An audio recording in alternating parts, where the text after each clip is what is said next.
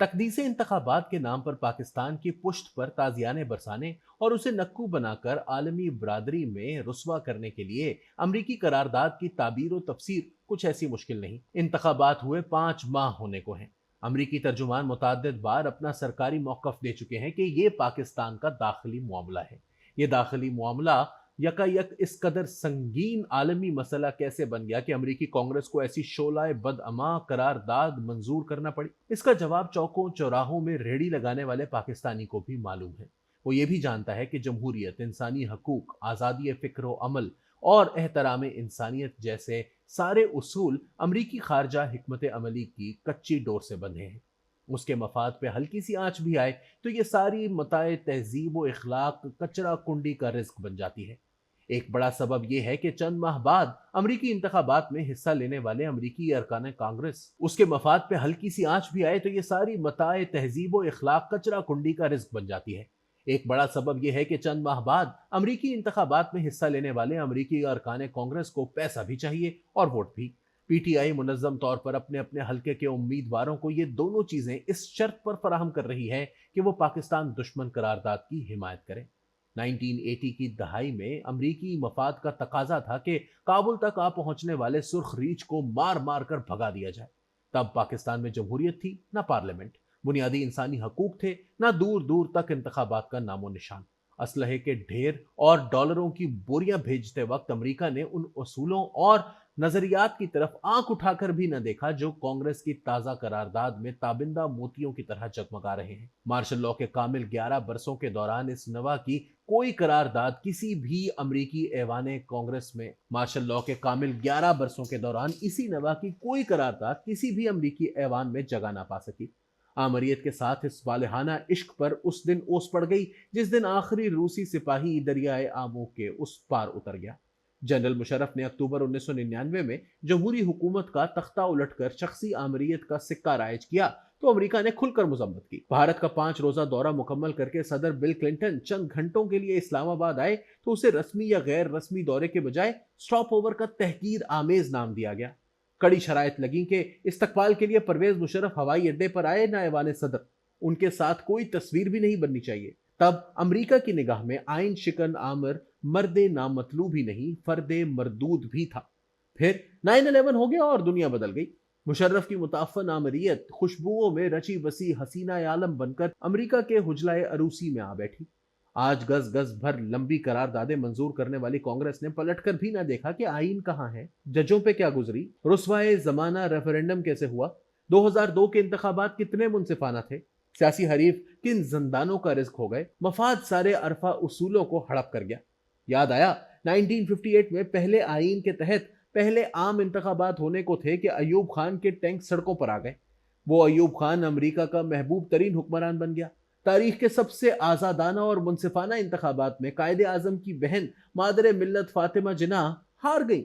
कराची वालों से कुछ कोताही सरजद हो गई तो फतह के अगले ही दिन फातेह जरनैल के बेटे गौहर अयूब खान ने जश्न कामरानी मनाया।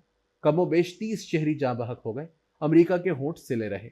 जमहूरी अदवार के साथ अमेरिका को हमेशा एक चिड़ सी रही, शायद इसलिए कि वोट लेकर आने वाले अपने वोटरों से डरते हैं और गैरों का तरने वाला नहीं बनते। आमरों को अवाम का कुछ डर खौफ नहीं होता। वो कशका खींचकर देर में जा बैठने और इस्लाम तरक करने के लिए हमा वक्त तैयार रहते हैं। आमरीयत की जबल्लत के ऐन मुताबिक जाबिरों की दहलीज के लिए आमरों की जबीन में हमेशा हजारों सजदे तड़पते रहते हैं।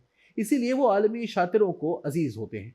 1998 में भारतीय एटमी धमाकों के बाद दुनिया भर की धमकियों के बावजूद नवाज शरीफ का अपने अज़्म पर डटे रहना और 2001 में मुशर्रफ का कॉलिन पावल की एक टेलीफोन कॉल पर ढेर हो जाना इस तकाबुल की उम्दा मिसालें हैं। क़याम पाकिस्तान के दिन से आज तक कोई अमरीकी सदर किसी जमहूरी दौर में पाकिस्तान नहीं आया। आइजनहावर पाकिस्तान आने वाले पहले अमरीकी सदर थे।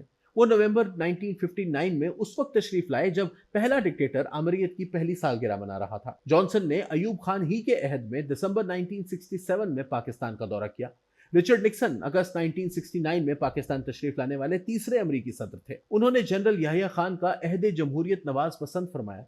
चौथे सदर बिल क्लिंटन बादल नख्वास्ता ही सही उस वक्त पाकिस्तान आए जब मुशर्रफ की हुक्मरानी थी। पांचवें अमरीकी सदर जॉर्ज डब्ल्यू बुश मार्च 2006 में पाकिस्तान आए जब मुशर्रफ बामरीका हो चुका था।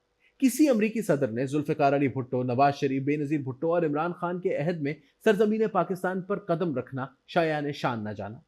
हालिया अमरीकी करारदाद के डांडे नवाज शरीफ के तीसरे अहद वजारत उज़्मा से मिले हैं। सी पैक और बेल्ट एंड रोड इनिशिएटिव की शक्ल में 60 अरब डॉलर की चीनी सरमायाकारी ने दोनों ममालिक के दोस्ताना ताल्लुकात की नई जहतें खोल दी। इसके साथ ही अमरीका और भारत में खतरे की घंटियां बज उठी।